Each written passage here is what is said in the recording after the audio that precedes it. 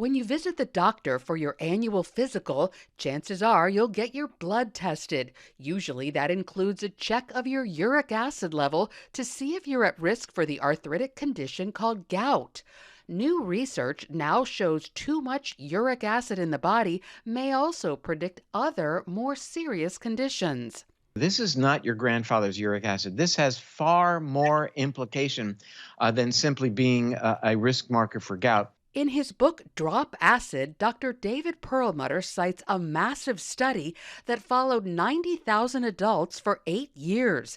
Individuals in the group with the highest uric acid had a 15% increased risk of death.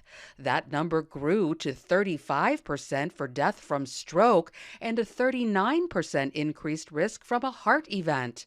When it comes to brain health, a 12-year Japanese study showed similar cause for concern. Those individuals with the highest level of uric acid had an 80% increased risk of dementia, a 55% increased risk of specifically Alzheimer's, and a 166% increased risk for what is called mixed or vascular blood supply dementia. So it's very real, it's very important, very threatening to the brain. Dr. Perlmutter says the ideal level for uric acid should be lower than 5.5. About 100 years ago, the average uric acid level in humans totaled about 3.3.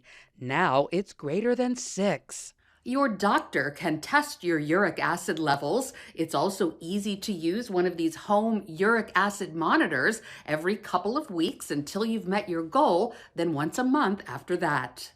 If you need to drop your level, Dr. Perlmutter recommends two supplements found at health stores: quercetin, 500 milligrams a day, and luteolin, 100 milligrams a day. These two are pretty darn effective in terms of lowering uric acid.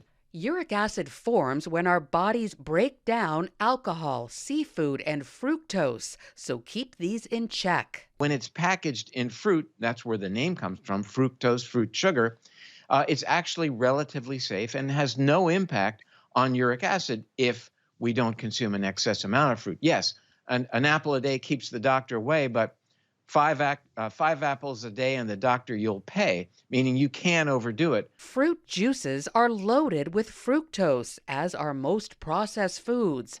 The granddaddy of them all is high fructose corn syrup, an ingredient we've often talked about on the 700 Club. This high fructose corn syrup as a sweetener has even more fructose than typically table sugar. Table sugar is 50-50 glucose and fructose, but high fructose corn syrup is even sweeter, has much more fructose. In addition to paying attention to what we eat and drink, we can also lower our uric acid by focusing on when we eat. Using intermittent fasting, where you don't eat for about 14 hours in a row, should cause your levels of uric acid to go down. In other words, having dinner, finishing dinner at 6, 7, 8 o'clock, and then not eating until, 8 or 9 or 10 o'clock the next morning. Finally, strive for a good night's sleep.